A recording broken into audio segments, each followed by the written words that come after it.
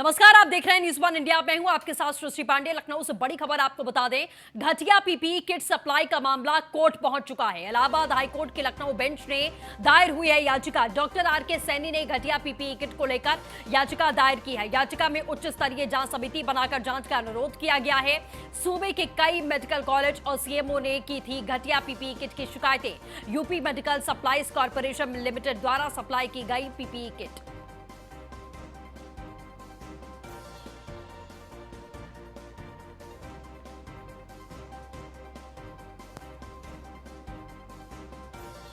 तो लखनऊ से ये बड़ी खबर हम आपको लगातार बता रहे हैं। अब ये मामला पहुंच चुका है कोर्ट। इलाहाबाद हाई कोर्ट की लखनऊ बेंच में याचिका दायर की जा चुकी है। आपको बता दें, डॉक्टर आर.के. सैनी ने घटिया पीपीई किट को लेकर याचिका दायर की है।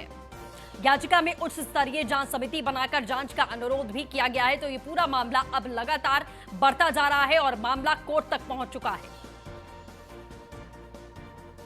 Manish Pandey, deputy editor news one India, हमारे साथ जुड़ चुके हैं। मनीष, क्या कुछ जानकारी है? मामला हाईकोर्ट पहुंचा।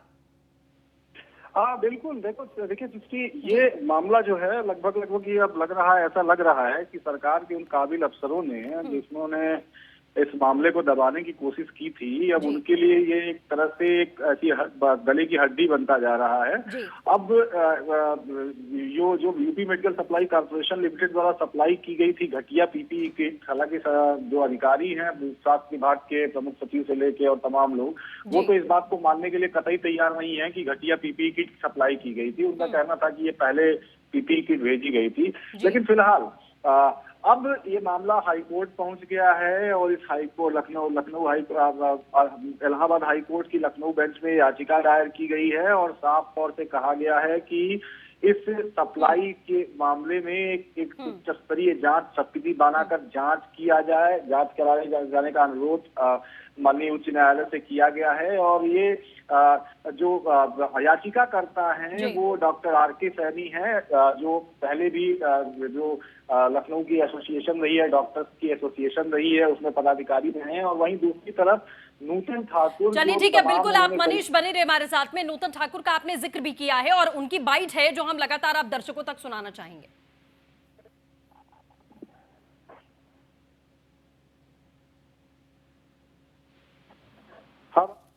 मेडिकल सप्लाई कॉरपोरेशन के द्वारा घटिया क्वालिटी की पीपीई किट की सप्लाई व उसके साथ ही कॉरपोरेशन द्वारा की गई अन्य अनियमितताओं की जांच की मांग को लेकर इलाहाबाद हाई कोर्ट की लखनऊ बेंच में रिट याचिका पीएमएस एसोसिएशन के द्वारा दायर की गई है, जिसमें मुख्य रूप से मांग की गई है कि जो कॉरपोरेशन के द्वारा जो अनियमितताएं की गई हैं उसकी जांच कराई जाए व साथ ही डॉक्टरों की पूर्ण सुरक्षा सुनिश्चित की जाए।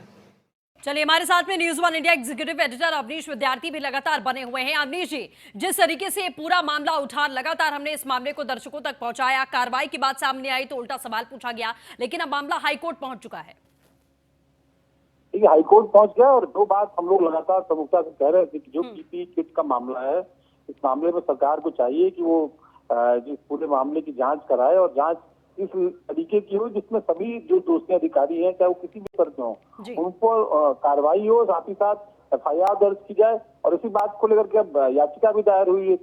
जो है समाजसेवी संगठन और तमाम सारे लोग अब इस मामले को लेकर के आगे आ रहे हैं और उन्होंने हाईकोर्ट का दरवाजा खटखटाया है कि इस पूरे मामले में कहीं ना कहीं न्याय हो। जिस बात को दबाने की कोशिश हो रही थी वो बात अब कोर्ट के दरवाजे पहुंच गई है। सरकार ने अगर ये बात पहले ही समझ ली होती और इस मामले में बजाय इसके कि पत्रकारों की जांच करा रही होती, इस पूरे प्रकरण की जांच करा रही थी, शायद ये नौबत नहीं आती। लेकिन अब चूंकि मामला ये हाईकोर्ट में पहुंच गया है, माना जा रहा है कि जल्दी इस मामले की सुनवाई होगी और इसमें आगे के पहलू पर सरकार को अपना पक्ष जो है वो कोर्ट के सामने साफ करना पड़ेगा। बिल्कुल। और दूसरी बात अवनीश जी, देखिए माहौल ऐसा, सरकार 24 घंटे लगातार काम करने का दावा कर रही है, काम दिखाई भी दे रहा है, लेकिन जिस तरीके से कुछ अधिकारियों की वजह से इन तमाम कामों पर और मंसूबों पर पलीता लग रहा है, सबसे पहले उनके ऊपर कार्रवाई करनी चाहिए। क्या सरकार अब लगता है इस मामले पर संज्ञान लेगी? मामला हाईकोर्ट पहुंचा है तब।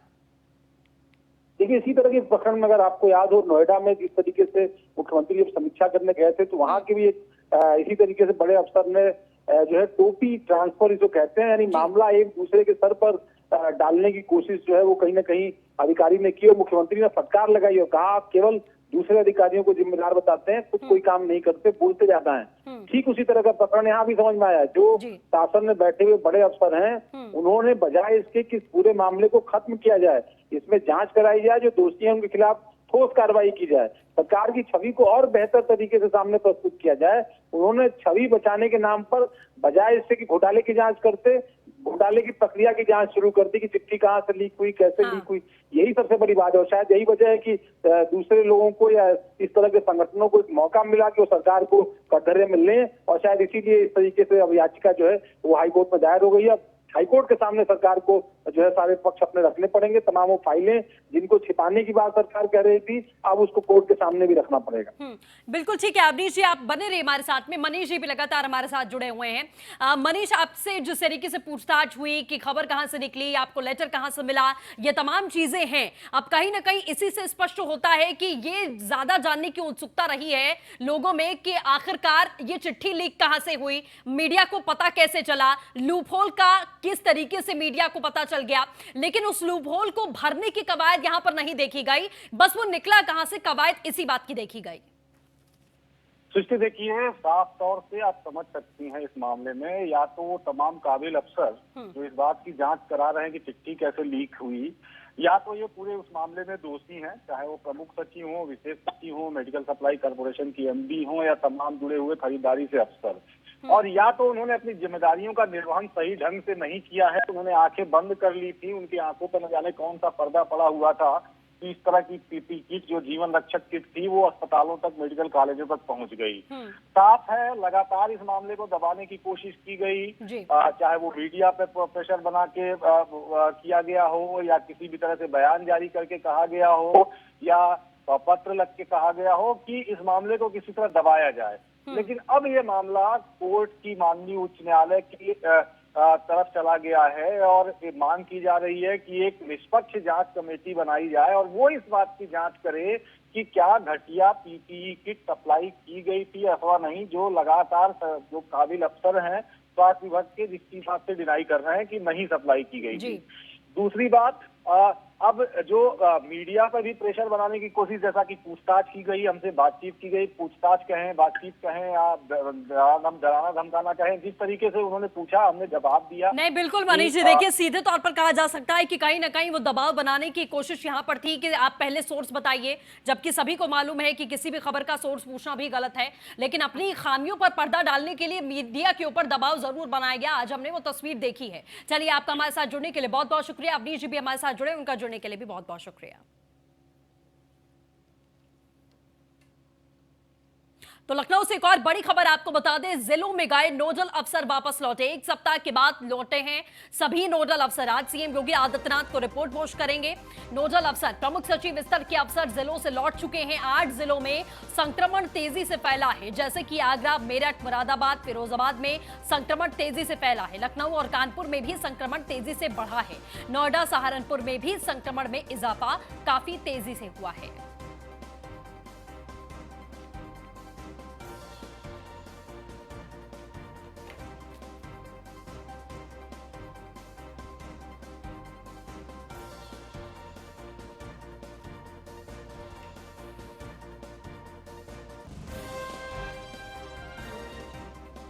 एसके वाजपेयी अपडेट के साथ जुड़ चुके हैं। एसके, क्या कुछ जानकारी है? तमाम नोडल अफसर वापस लौटे हैं, रिपोर्ट सबमिट करेंगे। बिल्कुल, सीएम योगी आदित्यनाथ ने प्रदेश के उन जिलों में नोडल अफसर भेजे थे जो कि प्रमुख सचिव स्तर के अफसर थे। ये वहां गए थे जहां पर कोरोना संक्रमण बहुत ज्यादा है। शासन से इनको भेजा गया था, हालांकि जिले स्तर पर अलग से भी नोडल अधिकारी नामित हैं, लेकिन ये अफसर शासन की तरफ से गए थे जो ये सारी व्यवस्था देख रहे थे कि जहां पर 15 से ज्यादा केस थे या 10 से ज्यादा लोग संक्रमित हुए थे, ऐसे जिलों का भ्रमण कर रहे थे। करीब 1 सप्ताह तक विभिन्न जिलों में बिताने के बाद अब ये नोडल अफसर लखनऊ लौटे हैं, जिसमें इन्होंने जो भी अपनी रिपोर्ट अभी तक की बनाई है वो सीएम योगी आदित्यनाथ के सामने पेश करेंगे, जिसमें सीएम योगी आदित्यनाथ ये देखेंगे कि किस जिले के अफसर की परफॉर्मेंस किस तरीके की रही है, जिला प्रशासन ने किस तरीके के कदम, जो सरकार की तरफ से दिशा निर्देश जारी हो रहे थे, जो गाइडलाइन स्वास्थ्य विभाग की जारी थी, उसका कितना फॉलो कराया है। अगर कहीं पर ज्यादा केसेस बढ़े हैं तो उसके पीछे आखिर किन अधिकारियों की भूमिका लापरवाही की रही है, इन बहुत सारी चीजों को लेकर सीएम योगी आदित्यनाथ समीक्षा करेंगे। अगर हम इसमें देखें तो मुरादाबाद, फिरोजाबाद, नोएडा, आगरा, लखनऊ, कानपुर, ये वो शहर हैं जिनकी रिपोर्ट कहीं ना कहीं खराब है, क्योंकि इन शहरों में लगातार ये 8 ऐसे शहर हैं जिसमें लगातार कोरोना के केसेस बढ़े हैं। तो निश्चित तौर पर यहाँ के अफसरों के लिए चिंता की बात जरूर है। अब देखना ये है कि जब ये अफसर सीएम योगी आदित्यनाथ के सामने अपनी रिपोर्ट रखेंगे तो आखिर उसके बाद सीएम योगी आदित्यनाथ इन जिलों के अफसरों के लिए क्या दिशा निर्देश जारी करते हैं। जी बिल्कुल, चलिए इसके अपडेट के लिए बहुत बहुत शुक्रिया।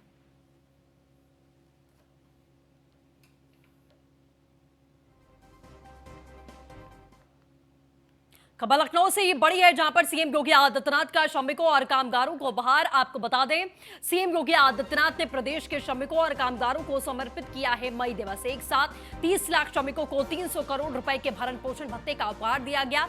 हर श्रमिक के खाते में 1-1 हजार रुपए का मिलेगा भरण पोषण। ये बड़ी खबर आपको बता दें, श्रमिकों और जरूरतमंदों को उपलब्ध कराया गया है 18 करोड़ का राशन। आज मई दिवस पर दोबारा से राशन देने का अभियान शुरू होगा। मई दिवस पर मजदूरों से संवाद करेंगे योगी आदित्यनाथ। वीडियो कॉन्फ्रेंसिंग के माध्यम से मजदूरों से बातचीत करेंगे। शाम 4:30 बजे श्रमिकों से बातचीत करेंगे सीएम योगी। सबको राशन पहुंचाने के लिए वन नेशन वन कार्ड योजना यूपी में लागू होगी। आपको बता दें कि इस योजना से यूपी के प्रवासी श्रमिक और कामगार देश के किसी भी हिस्से में राशन कार्ड का नंबर बताकर राशन ले सकते हैं।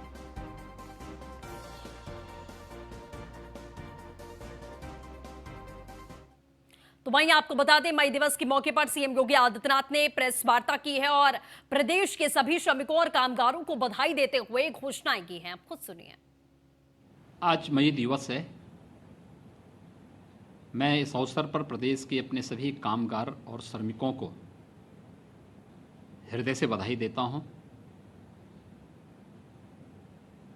लॉकडाउन के दौरान आदरणीय प्रधानमंत्री मोदी जी के नेतृत्व में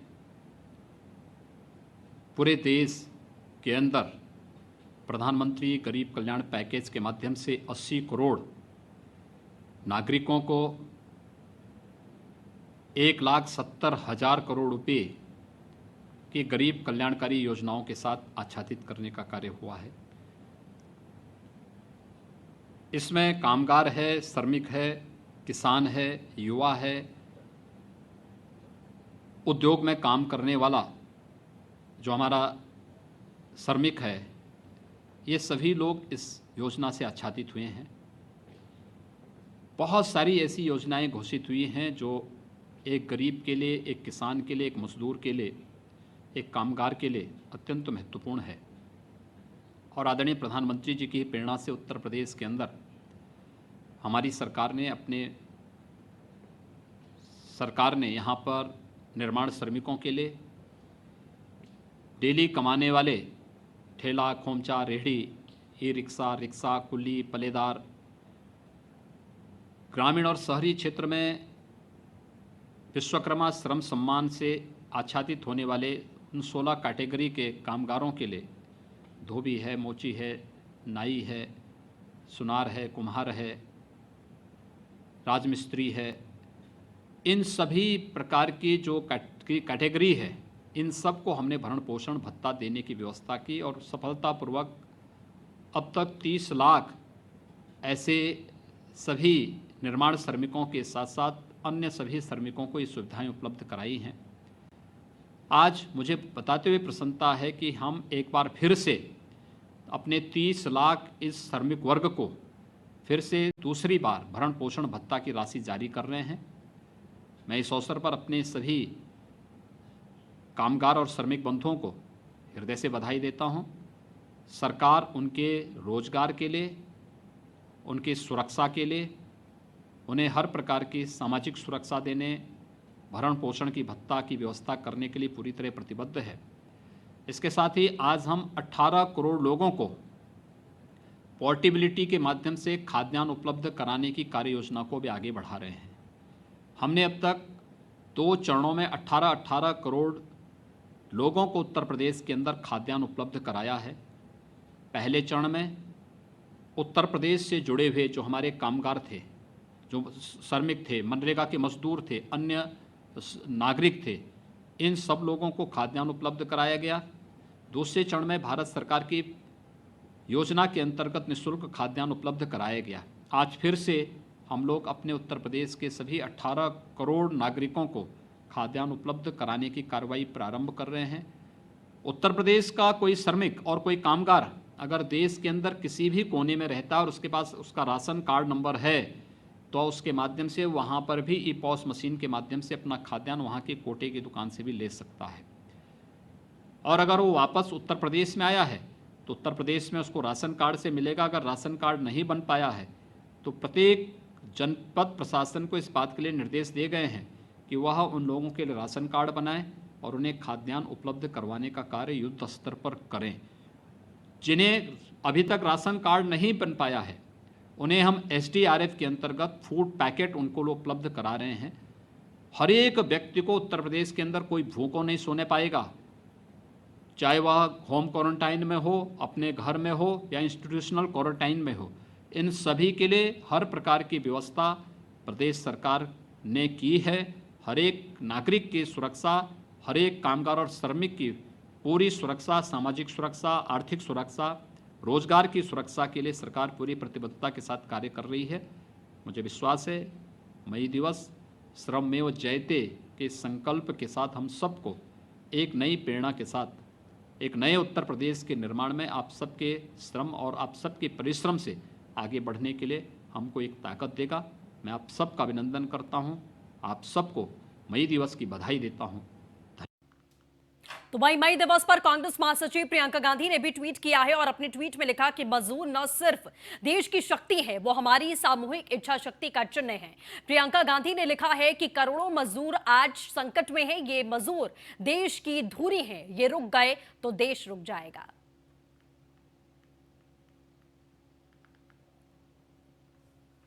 तो वहीं इटावा में न्यूज़ वन इंडिया की खबर का बड़ा असर हुआ है। आपको लगातार बता दें, लॉकडाउन में पुलिस की लापरवाही का एसएसपी ने संज्ञान लिया है। न्यूज़ वन इंडिया की खबर दिखाने के बाद में एसएसपी आकाश तोमर सख्त दिखाई दिए। एसएसपी ने सभी पुलिस कर्मचारियों को मास्क और ग्लव्स लगाने का आदेश जारी कर दिया है। ड्यूटी के समय सभी पुलिस कर्मचारी मास्क और ग्लव्स लगाकर रहेंगे, सोशल डिस्टेंसिंग का पूरी तरीके से पालन करेंगे।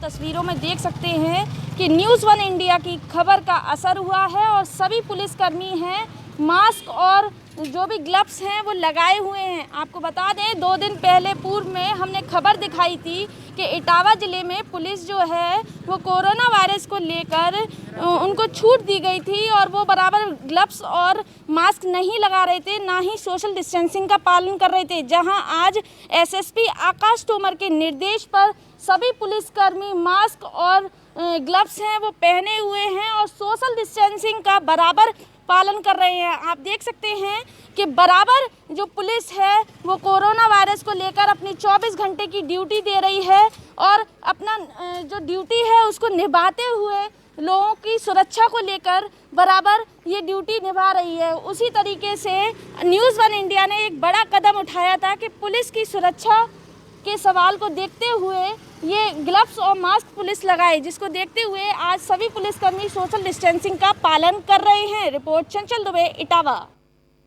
प्रयागराज के जलकल विभाग के सहायक लेखाधिकारी सुजीत कुमार के साथ में सपा पार्षद विनोद सोनकर और कर्मचारी दिलीप पासी द्वारा गाली गलौज की गई है। सरकारी कार में हस्तक्षेप करने का मसला भी उजागर हुआ है। फर्जी दस्तावेज तैयार करने और वित्तीय हेरफेर के आरोप में आपको बता दें, ट्रांसफर किए जाने के बाद रतनलाल महाप्रबंधक जलकल विभाग अपनी कुर्सी पर आकर बैठ गए और कर्मचारियों से जबरन इस बात को लेकर हंगामा करने लगे। कई दबंग पार्षद और क्रिमिनल को लेकर पहुंचने पर कर्मचारियों ने जलकल ऑफिस में हंगामा काटा और इस घटना का वीडियो वायरल हुआ। फिलहाल अधिकारियों ने संज्ञान में लाने के बाद में रतनलाल और पार्षद लोगों के खिलाफ में तहरीर दी गई। विभागीय जांच की जा रही है।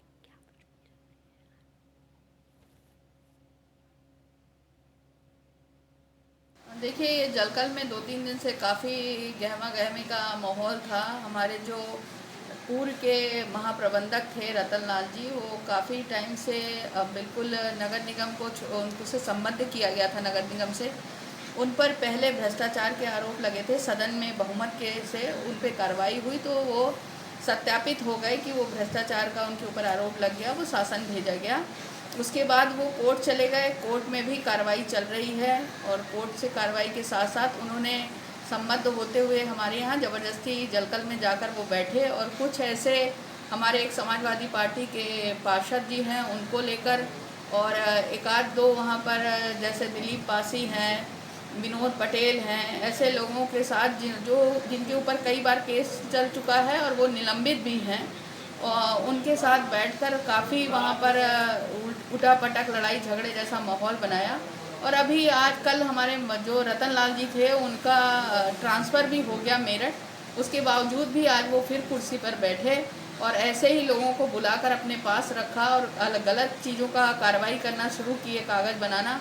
तो जब जो प्रभारी महाप्रबंधक हैं उन्होंने जब मना किया कि इन सब चीज़ों को हटा दिया जाए, बंद कर दिया जाए, यहाँ से कोई लिखा पढ़ी ना किया जाए, तो वहाँ पर यही निलंबित दिलीप पासी, विनोद पटेल जैसे लोग जो कथाकथित बहुत सारे केसों में इन्वॉल्व हैं और उसके साथ साथ जो हमारे माननीय पार्षद हैं एक विनोद सोनकर समाजवादी पार्टी के, ये जाकर हमारे जो लेखा परीक्षक हैं उनसे लड़ाई झगड़ा करने लगे। जब वो लोगों को हटाने लगे कि इस तरह की गलत चीज़ों को यहाँ से लिखा पढ़ी न किया जाए तो उनसे अभद्रता की और बहुत सारी ऐसी चीज़ें की जिसका एक रिकॉर्डिंग भी बनी हुई है, उसको मैंने एसएसपी साहब को भेज दिया है और उन्होंने लिखित में भी हमसे मांगा है सहयोग, हमारे लेखा परीक्षक ने सुजीत कुमार जी ने, तो हम उन्हें लिखित का भी उनका आदेश पूरा का पूरा जो भी शिकायत है वो मैंने एसएसपी साहब को भेज दी है और उनसे कहा है कि इसको संज्ञान में लेके यहाँ जांच कराएं और जो भी दोषी लोग हों उनके खिलाफ कार्रवाई कराई जाए। खबर मुरादाबाद से है, जहां मंडी समिति में सोशल डिस्टेंसिंग की धज्जियां उड़ाई गई। आपको बता दें, मंडी में घूमते नजर आ रहे लोग अधिकारियों ने मंडी समिति के गेट पर चेकिंग अभियान शुरू किया। समिति में घूमने गए लोगों के खिलाफ में कार्रवाई, 12 से ज्यादा लोगों के चालान काटे गए। लोगों ने उठक बैठक भी कराया। आपको बता दें, मंडी में आए लोगों की थर्मल स्क्रीनिंग भी की गई है। मझोला मंडी समिति का ये पूरा मसला है।